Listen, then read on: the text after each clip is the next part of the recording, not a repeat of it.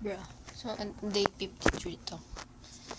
Mali ako kahapon. Akala ko 50. 52 lang pala. Ayan. It's 11 p.m. Siyempre, kasi pagpatulog naman ako nag-video. So, 30 days na lang before the pag-ship. So, kinakabahan ako ng bonggang-bongga. Baka tulugan ko lang yung ugat eh. Ang dami talaga.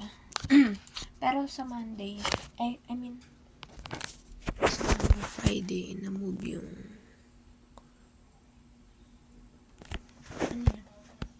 na-move yung title defense na dapat bukas. Kaya, sa Tuesday na siya. Hindi ko alam bakit Tuesday. Wala ba kayong, PR nun. Ewan ko, baka makikipagpalit. Isang topic na lang. Pero, feel ko ma-accept naman yung isa doon. So, sure na yun.